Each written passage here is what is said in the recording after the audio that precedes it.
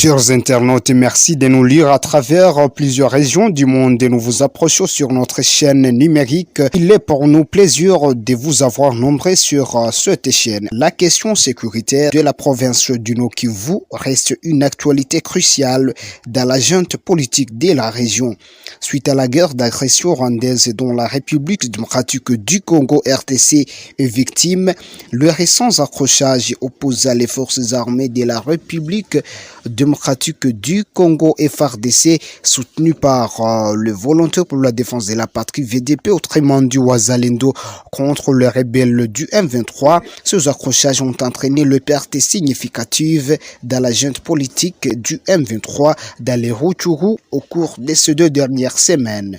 Cependant, la défense ou la protection de l'intégrité territoriale de la République démocratique du Congo est une déontologie inscrite dans le sens patriotique, continue à animer les consciences congolaises pour allumer la flamme de résistance pour la protection de la grande agglomération de Kanyabayonga en province du Nord-Kivu à l'est de la République démocratique du Congo. Mitatis, nos informations soulignent que plusieurs stratégies du M23 continuent d'être déjouées pratiquement par les forces armées de la République démocratique du Congo, dont parmi les stratégies figure la construction accentuée de plusieurs cases souterraines à travers plusieurs villages contrôlés par ces rebelles.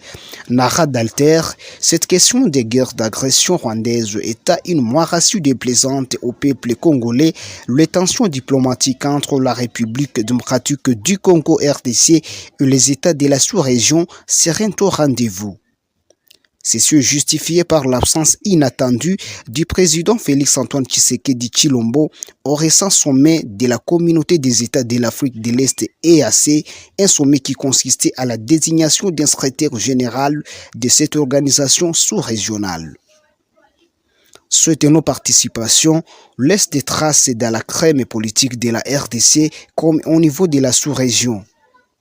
Plusieurs analystes pensent qu'il serait pour la RDC le début de sa désolidarisation avec les États membres de l'EAC, vu les propos du président Kenya William Ruto lors de sa récente visite à la Maison Blanche, le propos jugé inadapté contre la République démocratique du Congo, victime d'agression. L'opinion congolaise aimerait voir la RDC sortir de cette organisation sous-régionale dont les agresseurs sont des pays membres.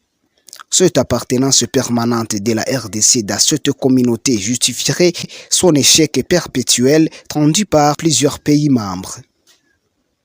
Ceci se présente comme analyse de plusieurs couches de population après avoir assisté à la guerre d'agression imposée par les pays membres de l'EAC, entre autres les Rwanda et ses partenaires régionaux.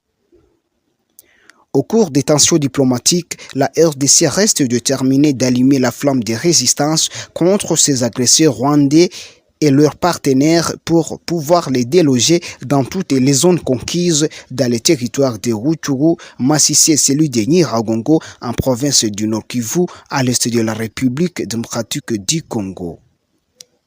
Cette guerre d'agression a entraîné une crise humanitaire dans la région, dont la plupart des déplacés sont venus de Rutshuru et ceux de Masisi, sans oublier les territoires de Nyiragongo.